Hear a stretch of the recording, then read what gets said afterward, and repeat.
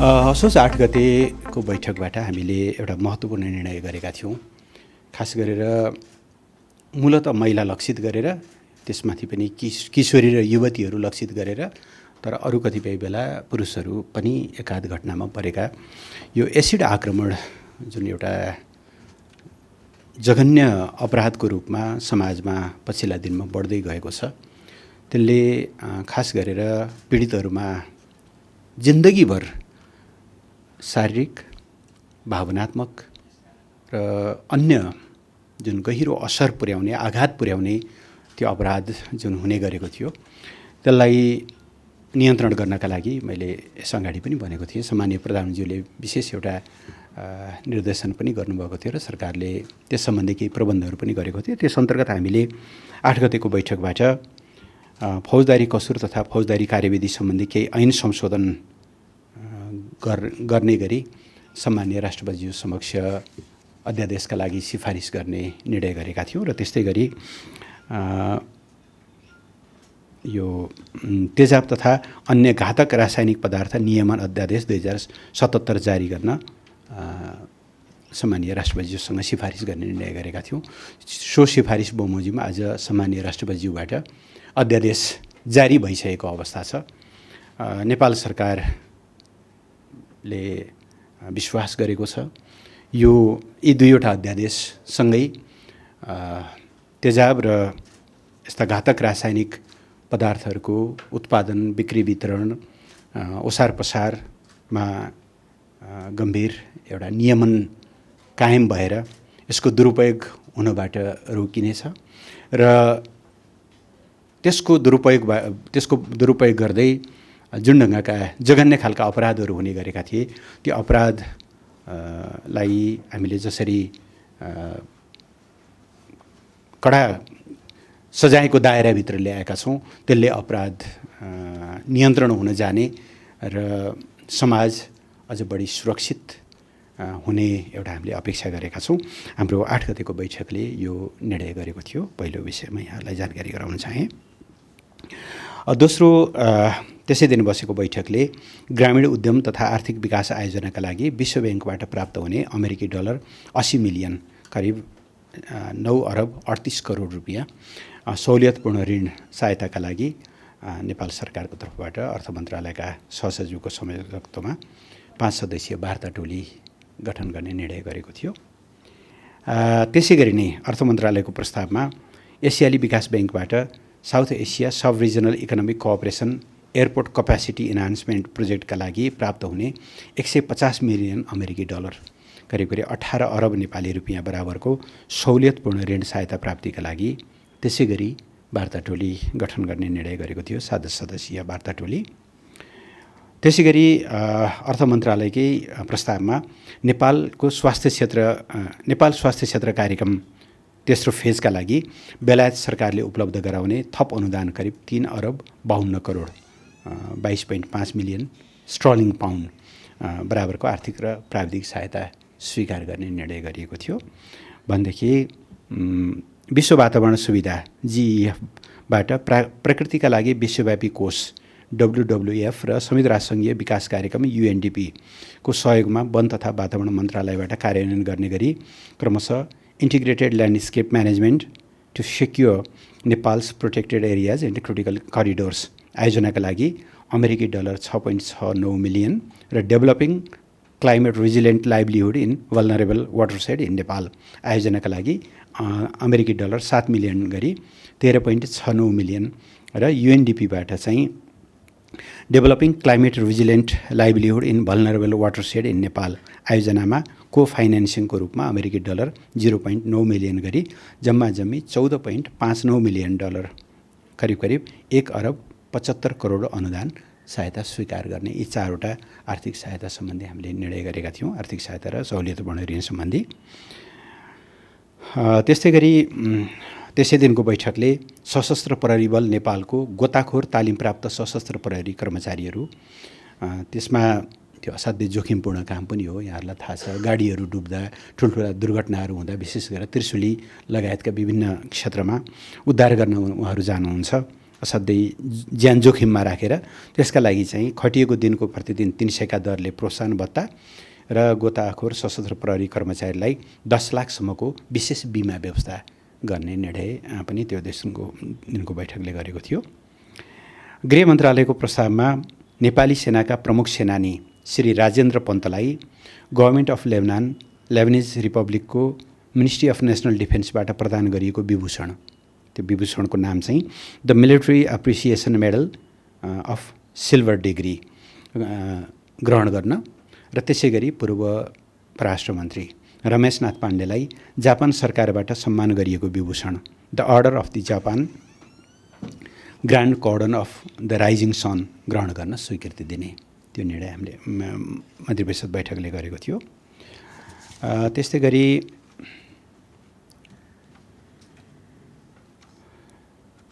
Corona भाइरसको सङ्क्रमणको उपचारमा संलग्न जनशक्तिको जोखिम भत्ता व्यवस्थापन पहिले नै हामीले त्यो आदेश जारी गरेका थियौँ। त्यसमा केही संशोधन गर्नुपर्ने थियो ताकि यसलाई सहज ढङ्गले उपलब्ध गराउन सकियोस्। त्यो 2077 स्वीकृत गर्ने निर्णय भएको छ। कर्जा सुरक्षण दोस्रो संशोधन नियमावली 2077 स्वीकृत गर्ने निर्णय भएको छ। आयोजनाहरूको बहुवर्षीय ठेक्का सम्बन्धी मापदण्ड 2077 स्वीकृत गर्ने निर्णय भएको छ। सहुलियतपूर्ण कर्जाका लागि ब्याज अनुदान सम्बन्धी एकीकृत कार्यविधि तेस्रो संशोधन 2077 स्वीकृत गर्ने निर्णय भएको छ। कञ्चनपुर जिल्ला बेदकोट नगरपालिकाभित्रको जग्गा नापजाँचमा केही समस्याहरू देखा परेका थिए।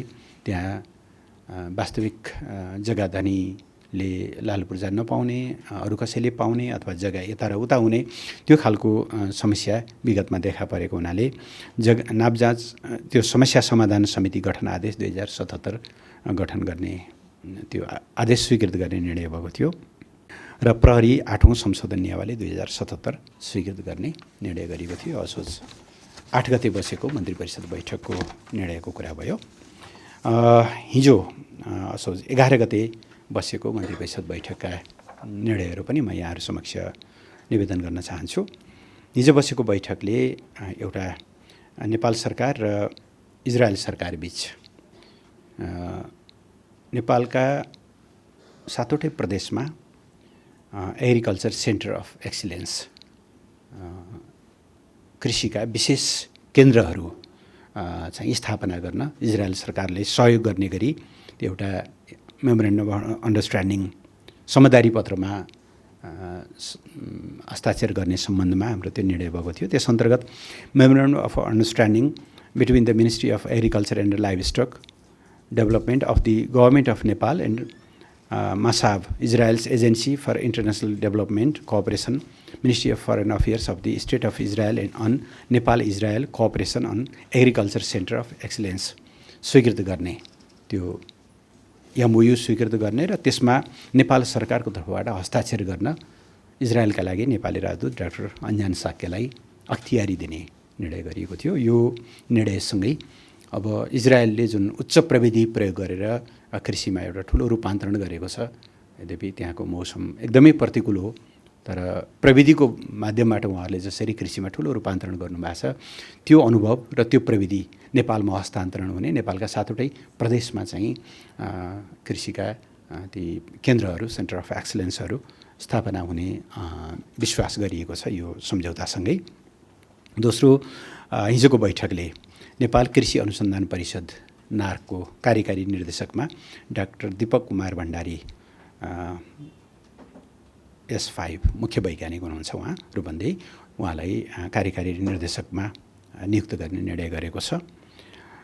महिला बालबालिका तथा ज्येष्ठ नागरिक मन्त्रालयको सिफारिसमा नेपाल बाल सङ्गठनको परिसरमा रहेको नक्सालमा रहेको आदर्श आधारभूत विद्यालय र केन्द्रीय बहिरा उच्च माध्यमिक विद्यालयलाई अन्य उपयुक्त स्थानमा स्थानान्तरण गर्ने र त्यहाँ चाहिँ बालबालिकाहरूलाई नै उनीहरूको आवास लगायतका कामहरू गर्ने गरी त्यो स्थानान्तरण गर्ने।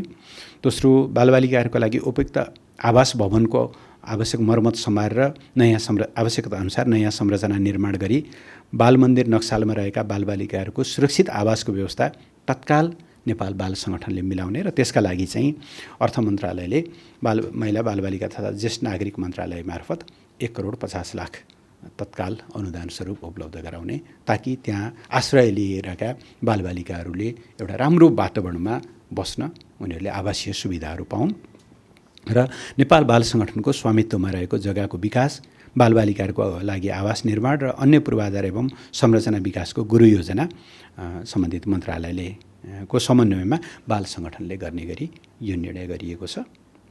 सातवटै प्रदेशका भौतिक विकास मन्त्रालयको सङ्गठन संरचना र दरबन्दी तेरिज स्वीकृत गरिएको संशोधन गरिएको छ। राष्ट्रिय विपद जोखिम न्यूनीकरण तथा व्यवस्थापन प्राधिकरणको सङ्गठन संरचना र दरबन्दी तेरिज स्वीकृत गरिएको छ। नेपाल सरकार वन तथा वातावरण मन्त्रालयको सिफारिस प्रस्तावमा नेपाल सरकार मन्त्री परिषदको 2077-2/28 को निर्णयबाट राष्ट्रिय वन क्षेत्रमा अनुचित रूपमा साल लगायतका विभिन्न रुखहरू कटान, मुछान, सङ्कलन तथा ओसार पसार गरी वन विनाश भएको अवस्थामा छानबिन गरी प्रतिवेदन पेश गर्न गठित उच्चस्तरीय छानबिन समितिबाट प्राप्त यसै साथ संलग्न प्रतिवेदनको सम्बन्धमा दया बमोजिम गर्ने भनेर निर्णय गरिएको छ। त्यो अनधिकृत वन विनाश रोक्नको लागि चाहिँ प्रतिवेदनले औँल्याएका विषयहरूको कार्यान्वयनका लागि मन्त्रालय स्तरबाट गरिनुपर्ने वा मन्त्रालयले समन्वय गरी विभिन्न निकाय वा संस्थाहरूबाट गरिनुपर्ने कार्यहरू मन्त्री परिषदलाई जानकारी गराएर मन्त्रालयबाट गर्ने गराउने र मन्त्री परिषदबाट गर्नुपर्ने विषयहरू मन्त्री परिषद समक्ष पेश गर्ने व्यवस्था तत्काल गर्न वन तथा वातावरण मन्त्रालयलाई निर्देशन दिने कामहरू गरिएको छ। हिजो र अस्ति 8 गते बसेका बैठकका मुख्य निर्णयहरू यिनै रहेको बेहोरा म यहाँलाई अनुरोध गर्न चाहन्छु। फेरि पनि विगत बैठकहरूमा जस्तै म यहाँहरू मार्फत सबै नेपाली दाजुभाइ दिदीबहिनीहरूलाई र विदेशमा रहनुभएका नेपालीहरूलाई समेत कोरोना महामारी रोकिएको छैन। विदेशका कैयौँ देशहरूमा यसको दोस्रो वेभ समेत पनि विभिन्न मुलुकहरूले, खास गरी युरोपका मुलुकहरूले सामना गरिरहेका छन्। नेपालमा त्यो निरन्तर सङ्क्रमण बढी नै रहेको छ। कुन बिन्दुमा पुगेर हामी बिस्तारै ओह्रालो लाग्न सुरु गर्छौँ, त्यो सङ्क्रमण नियन्त्रणको अवस्थामा जान्छ, अझै पूर्वानुमान गर्न सक्ने अवस्था छैन।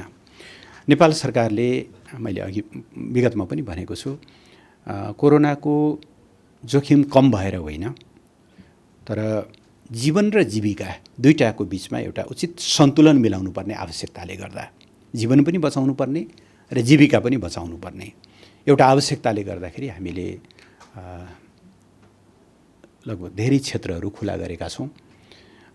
यो बेला सबैको उच्च स्तरको सतर्कता र सबैको साथ र सहयोगको जरुरत छ। कोरोनालाई नियन्त्रण गर्नको लागि अहिलेसम्म नेपाली जनताले जसरी साथ दिनुभएको छ, सरकारले जारी गरेका आदेशहरू, निर्देशनहरूको जसरी पालना गरिरहनु भएको छ, विज्ञहरूका सुझावहरूको जसरी मनन गरिरहनु भएको छ, त्यसको केही न केही प्रभाव छ। त्यसले गर्दा हाम्रो यत्रो खुला सिमाना भएको मुलुकमा सङ्क्रमण जति भयावह हुन सक्थ्यो, त्यसको जति जोखिम थियो, त्यसको तुलनामा हामीले न्यून गरेका छौँ, तर पनि जोखिम उच्च नै छ। त्यसो भएको हुनाले आगामी दिनहरूमा अब जुन चाडबाडका समयहरू आउँदैछन्, त्यस्तो बेलामा सतर्कतालाई, स्वास्थ्य सतर्कतालाई कहीँ कतै पनि कम नगर्नु हुन, विज्ञहरूका सुझावहरूलाई मान्नु हुन म आग्रह गर्न चाहन्छु। हुन त स्वास्थ्य मन्त्रालयले पनि दैनिक प्रेस ब्रिफिङमा भन्ने नै गरिरहेको छ। अहिले काठमाडौँका कतिपय घरबेटीहरूले, खास गरेर बाहिरबाट आउने डेरावालहरूसँग PCR रिपोर्ट नभइकन घरभित्र पस्न नदिएको, अथवा कतिपय औद्योगिक प्रतिष्ठानहरूले त्यसलाई खालको बाध्यात्मक व्यवस्था गरेको जस्ता खालका गुनासाहरू सुन्नमा आएको छ। कस्ताले PCR परीक्षण गर्ने, कस्तोले नगर्ने भन्ने बारेमा स्वास्थ्य मन्त्रालयको आफ्नो प्रोटोकल छ, विश्व स्वास्थ्य सङ्गठनले जारी गरेको प्रोटोकल छ। त्योभन्दा बाहिर गएर जबरजस्ती परीक्षणका लागि दबाब दिनु उचित पनि होइन र त्यस्तो परीक्षणले कुनै परिणाम पनि दिँदैन। त्यस भएर स्वास्थ्य मन्त्रालयले यस सम्बन्धमा जे जस्ता निर्देशनहरू जारी गरेको छ, त्यसलाई सबैले, घरबेटी, डेरावाल, औद्योगिक प्रतिष्ठानका व्यवस्थापकहरू अथवा त्यसका सञ्चालकहरू, त्यहाँका कामदारहरू र हामी सबै आम नागरिकहरूले यसलाई पालना गर्न जरुरी छ भन्ने म आग्रह गर्न चाहन्छु। यति कुरा राखेर म आफ्नो भनाइ टुङ्ग्याउँछु। धन्यवाद।